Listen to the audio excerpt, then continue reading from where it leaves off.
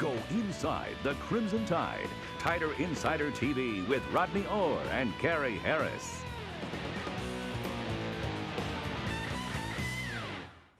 It's been nearly a year of replays, but the week has finally arrived when the Alabama football team can put last year's Iron Bowl in the rearview mirror.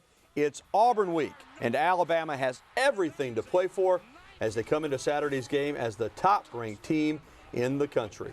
And with that, we say good evening, everybody, and welcome into another edition of Tider Insider TV. Not just any edition, though. It's the Iron Bowl edition alongside Rodney Orr from TiderinsiderTV. I'm Gary Harris. As always, the show sponsored by Buffalo Rock. We've gone to the bottles tonight, Rod. Pepsi Cola. Where's that sound effect, BJ? What happened? All right, we don't have the sound effect tonight. Our viewers can measure who really drinks. Yeah, they can and see who drinks the most. Let me tell you something. I think it may taste better out of a bottle than out of a can. It's hard to believe, but it's really good either way. Pick you up some the next time you're at your local grocery store. Well, Iron Bowl week is here, and Rodney, there's nothing quite like it. But before we dive into that game head first, let's, as we always do, recap the previous game. Homecoming, an easy win over Western Carolina, but in some ways a concerning game. It always is when you play one of these FCS teams. It's their Super Bowl, their chance to really feel the big time, and they play hard, and Alabama got dinged up a lot. We saw guys during this game laying all over the football field. Yeah, Cam Robinson, obviously, Amari Cooper's a big question. The good thing is, Gary, for the most part, it appears that all those guys are going to be okay and be ready to play this week. There are a couple, as we know, Brian Vogler tight end, as well as Darius Stewart really coming on as a wide receiver. Both those guys not likely for this week at all. And there you see the list of walking wounded, bumps and bruises to key players, as Rodney mentioned.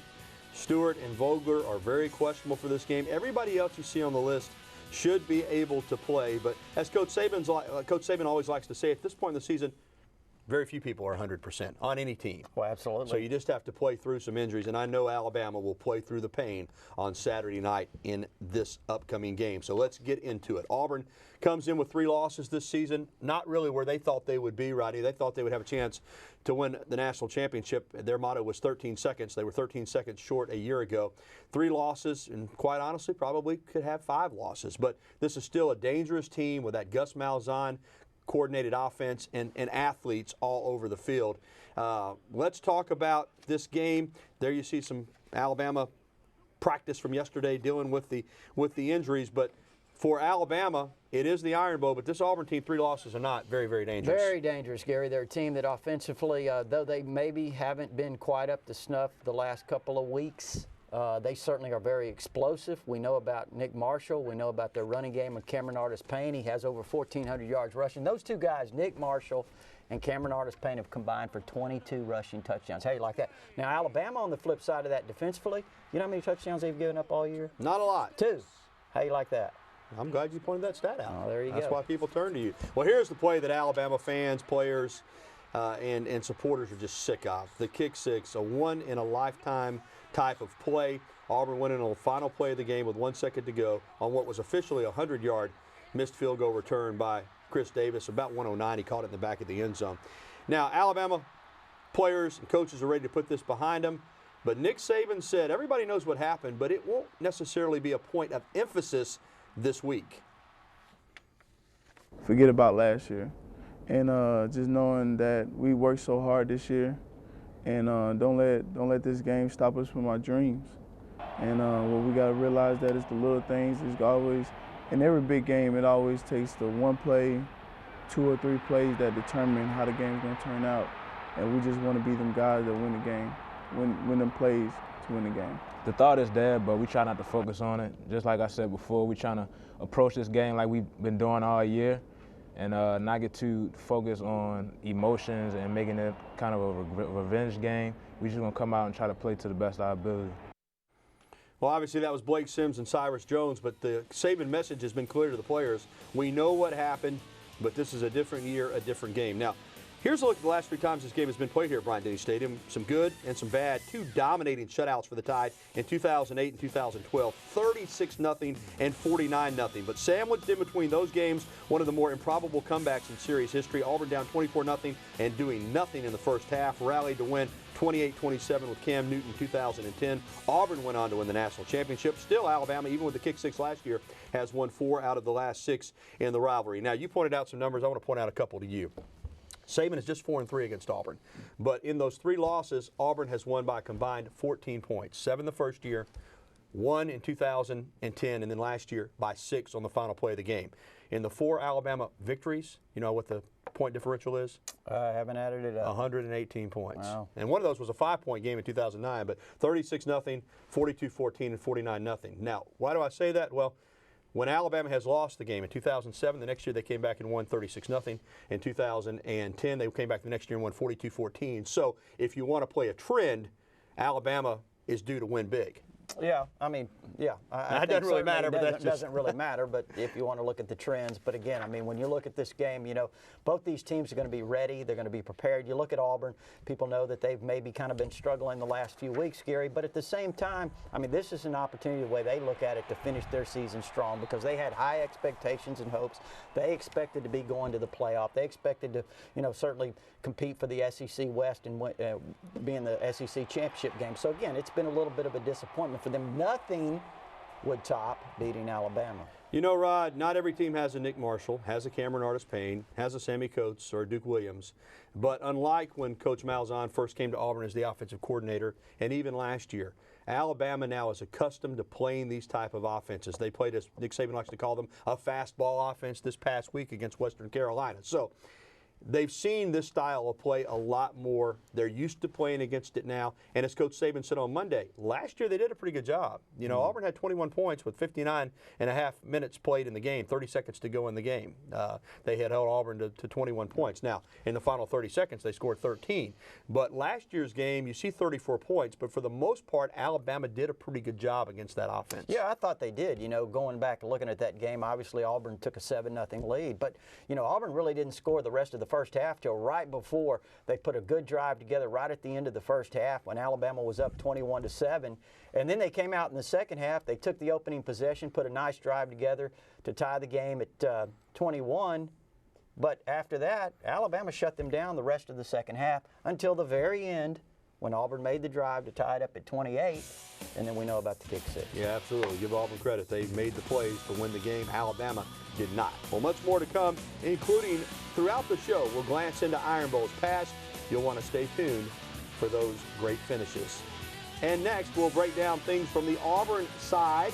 Jen Chapman spent the day on the loveliest village and has more from Coach Malzahn and Auburn players during this Iron Bowl week. And coming up, we'll be welcoming your phone calls, emails, and tweets.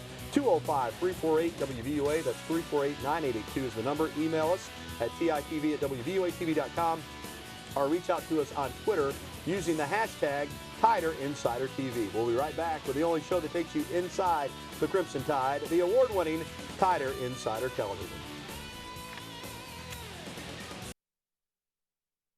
Quarterback, Bostic the running back.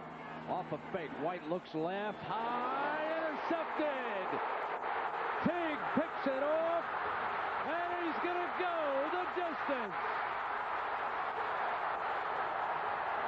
Antonio Langham. Brent Musburger was on the call that day, and he'll be on the call Saturday night too. The 1992 Iron Bowl, which lifted Alabama into the first SEC championship game and eventually the national title. The Tide shut out the Tigers 17-0.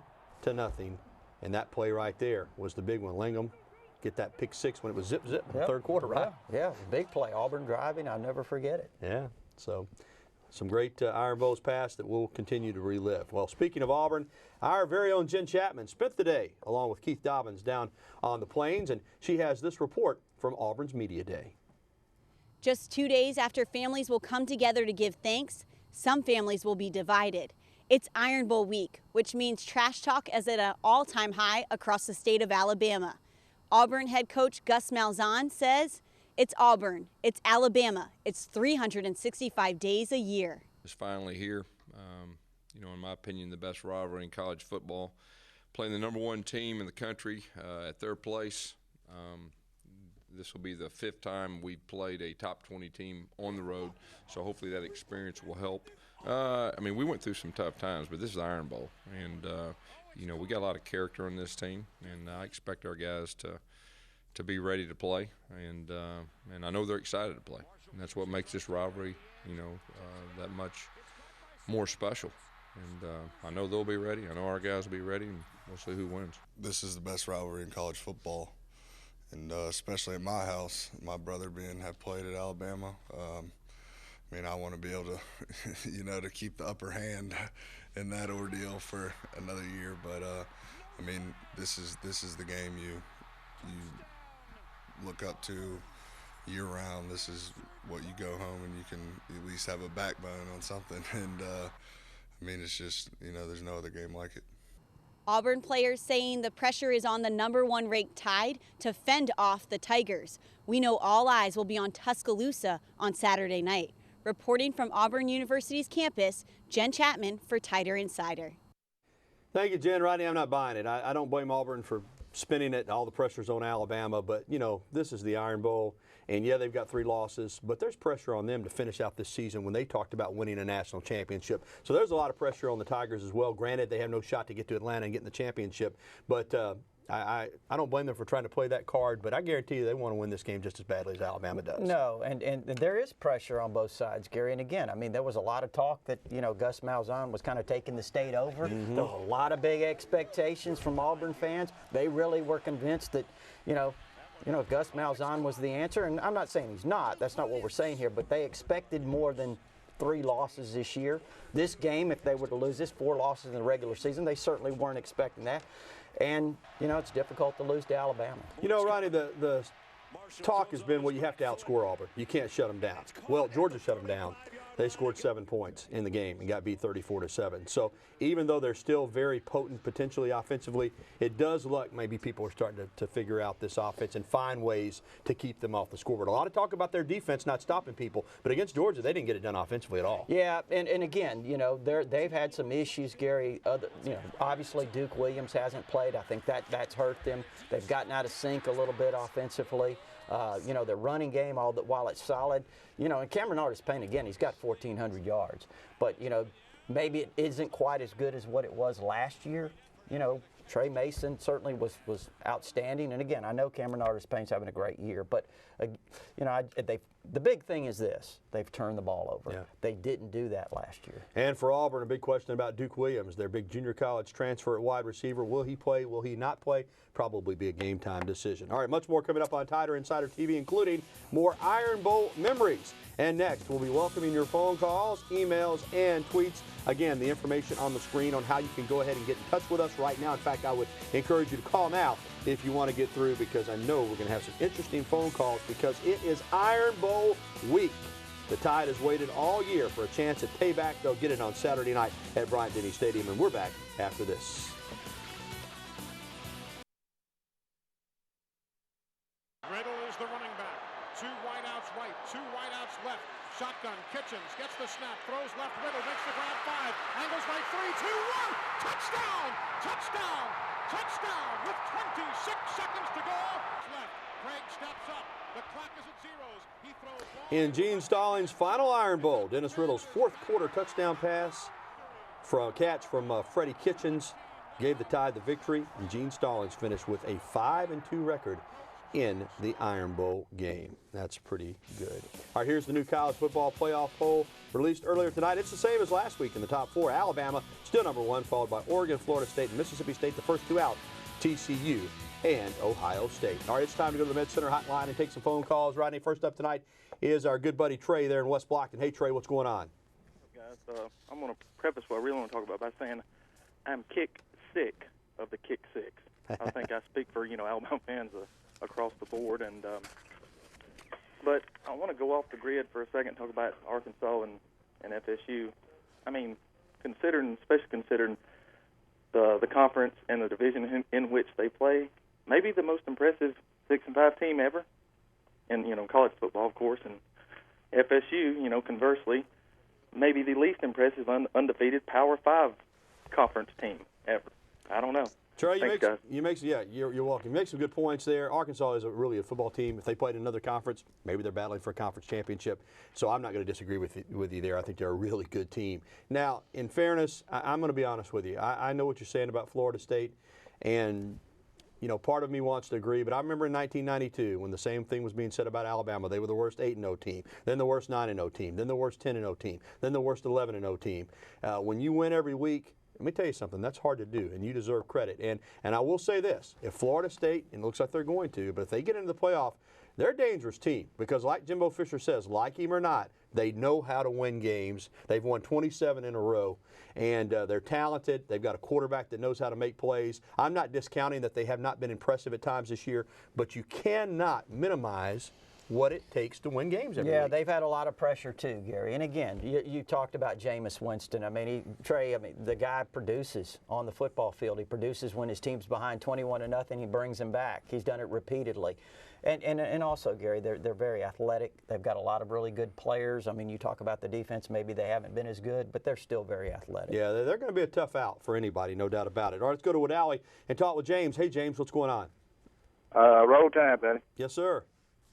My question is, do you think, I watched the Auburn Georgia game last week, and Georgia pretty much shut them down, and they had somebody in the backfield pretty much running the running back down most of the time. Do you think Alabama will look at that tape and maybe the Kansas State tape and kind of, use that same type of defense they use? That'd be my question. No doubt, James. First of all, they'll look at every game tape from every game Auburn's played, and they'll break it down. But you're right. Georgia had a really good plan. Jeremy Pruitt did a good job in the second half last year when he was at Florida State, giving them a chance to win that national championship, come from behind. It continued in Athens. So, yeah, I definitely think, Kirby Smart and Nick Saban know Pruitt well, know how he thinks. They'll look at that tape, break it down, and if there's things that they like that they saw Georgia using, I'm sure they'll implement them. Yeah. You look at Auburn, and I think the big thing with them right now, Gary, I mentioned turnovers. Here's a stat for you. In their 3 losses, they've turned the ball over 10 times. They turned it over 3 times in the Georgia game you're talking about. So that really put them behind the 8 ball. That's something that they really didn't do last year, and that's been the crux of their problem offensively, I think. All right, thanks for the phone call, CB. Keep holding. We'll get to you when we come back because Tider Insider TV is coming back with more Iron Bowl memories. And stay with us because later Rodney and I will tell you who we think wins this game on Saturday and why. Plus, as I said, more phone calls, emails, and tweets. CB will get to you next. Stick around. More Tider Insider TV is coming up right after this time out.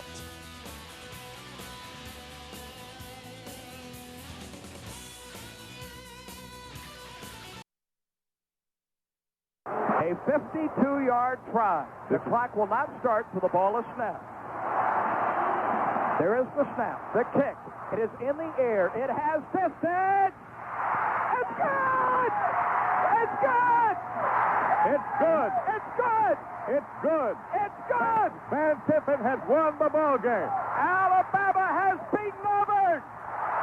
Van Tiffin has kicked a 52-yard field goal. And the state of Alabama is crimson.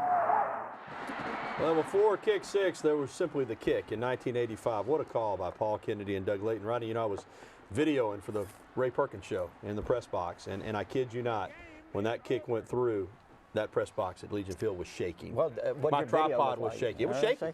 Tripod was shaking.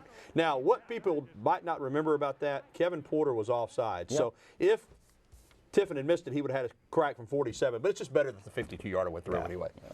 I bet he wouldn't have missed that 47-yarder, though, either. So Alabama with a great win. All right, let's go right back to the Med Center hotline, talk with CB. Thanks for holding, CB. What's up? Not much, man. Happy Thanksgiving to y'all and everybody watching. I tell you, that'll stir old man up watching that right there. I'm telling you. Don't the future look brighter with you young players? What do you think? Beat Auburn, beat Auburn, beat Auburn. Thank you. All right, CB, yeah, I think, Rodney, that Alabama did kind of give us a peek at the future in the second half against Western Carolina. A lot of young, athletic, good-looking football players out there Saturday. Yeah, a lot of young offensive linemen, I think, and there's some guys that are redshirting this year on the offensive line, CB, that have a lot of promise.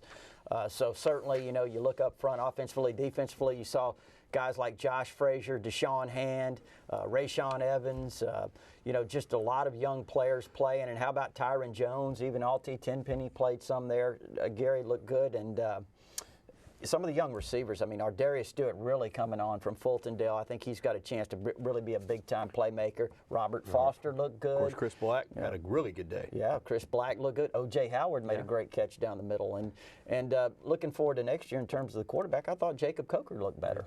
All these people that keep waiting for Alabama to be down don't know that it's going to happen. You're just going to have to find a way to beat Alabama when they're good, because it looks like they're going to stay that way. Our next question comes courtesy of Twitter. Any word on the status of Montel McBride and Bo Scarborough? Well, Montel McBride's in a junior college, so he's got to finish up there, and it won't be this year. As far as Bo Scarborough, he's expected to be here in January. All right, thanks for the tweet. All right, it's a nice-looking evening in Tuscaloosa. We'll also not be giving you any weather forecast, but we'll give you a final Iron Bowl memory. There is the nice-looking evening, and we will have our predictions. Got a little ahead of myself there, but it is a nice-looking night. It's a nice-looking weekend. The weather forecast for Saturday night for the Iron Bowl is good. Richard Scott said in the 50s, right? You can't beat that. Great. All right, we'll be back with more right after this. McCarron into the end zone. Amari Cooper, touchdown, Alabama. Well, the whole game was a highlight reel for Alabama. 2012, the last time the Iron Bowl was played at Bryant-Denny Stadium, 49-0, 42-0 in halftime. Probably could have been 70-0 if Nick Saban had wanted to put it up there. But Gene Chiswick's last game as the Auburn coach did not end well for him or the Tigers. All right, Rodney. This year's Iron Bowl, though. What happened last year, 2 years ago, 3 years ago, doesn't matter. It's 2014. Time to make your prediction. Well, first of all, I said Rashawn Evans. It's Rashawn Evans. I'm sorry. Deshaun Hand. Rashawn Hand, Rashawn, Ashawn Robinson, all of them, kind of run together. But no, when you look at this game, Gary, I think Alabama doesn't need a lot of motivation. I mean, they've got it. It's 34-17. We're really close in our thinking. I think Alabama's offense can have success against this Auburn defense the way a lot of offenses have had, the way they had last year. Got to get to 30. That's the key. If they'd gotten to 30 in 2010, they win the game. If they'd gotten to 30 last year, they'd have won the game. Well, the way you have it picked, all they have to get is 21. Well, but still, I'm thinking go ahead and get to 30. I'll get 35-20. I think Alabama by a couple of touchdowns. All right, that's going to do it for our show. Reminder that you can see the show tonight at 10:30. Thanks to the Locker Room for outfitting Rodney and I in original elephant wear as always. Have a good night, and we'll see you again next Tuesday evening.